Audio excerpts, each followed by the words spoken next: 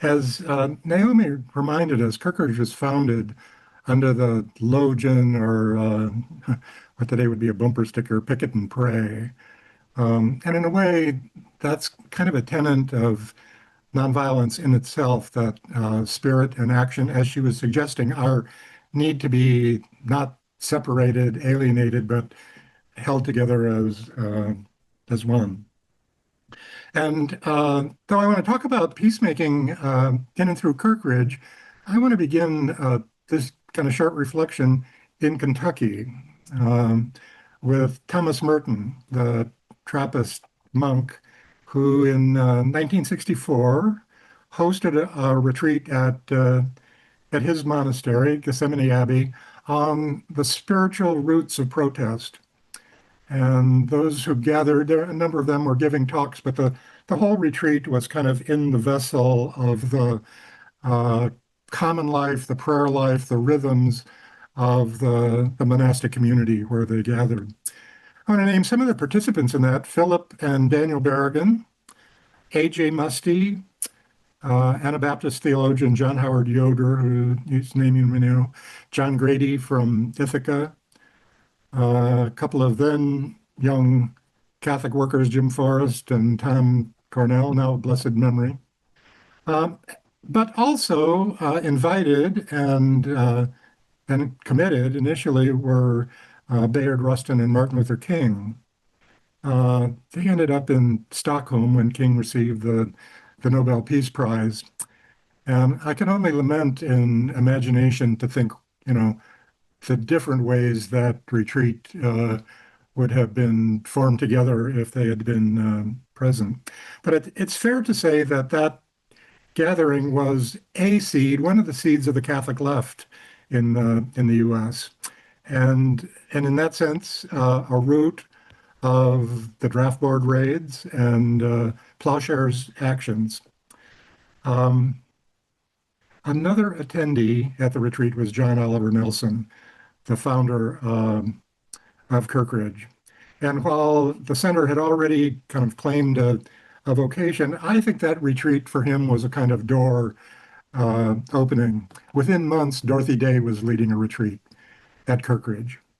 And in the decade that followed, and particularly it's right to name Robert Raines here, but the Berrigans, Liz McAllister, John McNeil, Virginia, Ramey Malincott, William Stringfellow, Walter Wink, Desmond and Leah Tutu, all became sort of biblical and spiritual anchors for the life and rhythm of Kirkridge.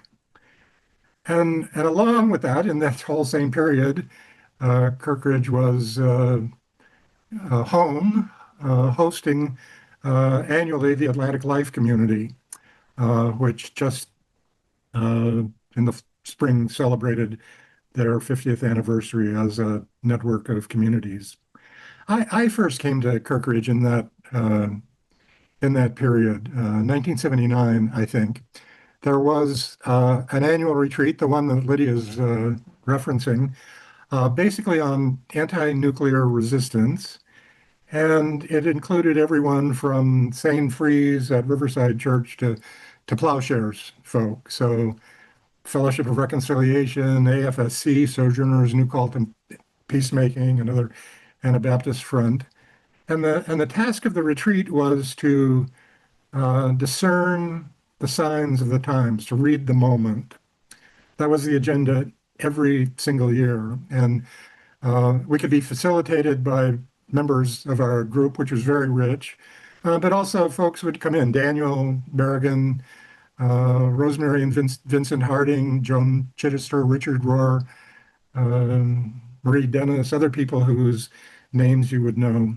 And for me personally, um, it was a kind of vocational reading. And in a way, each of those retreats set my own personal work agenda for the year at hand. There were spin-offs from those gatherings. One was a whole project around the Columbus 500-year quincentenary. There was a Kairos USA process for trying to write a Kairos USA document, which came to be called From Kairos to Jubilee.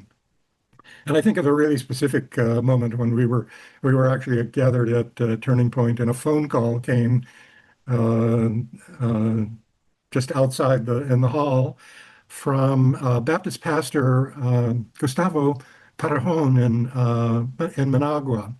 This was 1984, and he was very anxious. The harbors were being mined, and people in Nicaragua felt like a U.S. military invasion was imminent. And on the phone, we were saying, "Well, can we help in some way?" And Gustavo said, "Yeah, we want you to stop the invasion." And and what came out of that was something called the Pledge of Resistance. I hope you know that term. Tens of thousands of people signed a promise that if an invasion was imminent, they would not only take to the streets, but engage in direct action, nonviolent civil disobedience.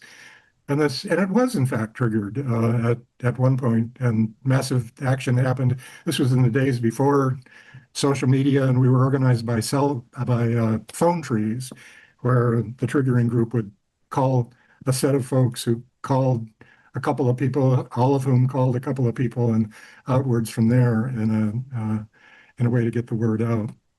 And we know from a number of sources that in fact that action and the pledge, the threat of that action, did in fact hold back the Pentagon. Um, Last year, Kirkridge ceremonially and directly signed a treaty of renewed friendship with Pennsylvania Lenape Nation, who are the perpetual stewards of the land on which we sit here. I want to tread a little carefully here, but um, this weekend, the federally recognized Lenape Nation in Oklahoma was hosted here in Stroudsburg by the Pennsylvania Nation, which is not yet recognized by the state, and they're asking for help on that. But by way of the Treaty of Friendship, they were accommodated here at Kirkridge and supporting a conversation that they've been waiting and preparing and yearning for actually many, many years. And we've been praying for that gathering ourselves in these days. Well, needless to say, we have much to learn from them. The Lenape people were and are historically the peacemaking tribe of the Iroquois Confederation. They are the ones who negotiated the alliances which brought the Iroquois Nation into being. And that confederation is sometimes cited as a model for the U.S. Constitution. But I think the really decisive thing is the way in which uh, negotiation, conflict resolution, and peacemaking vocation of the Lenape people figured into that story. Well, I just want to conclude with kind of a listing of some current work at Kirkridge. We've heard already, and we'll hear more things that fit our topic. We're involved in white anti-racist practice groups, which are open and online, where we've been doing events of direct nonviolence training. You've heard some about the way in which retreats bear directly on peacemaking, and we're entangled through folks on this call with frontline nonviolence in LA and elsewhere, with the liturgical direct action against genocide, with Christians for Free Palestine, of which Naomi's a leader.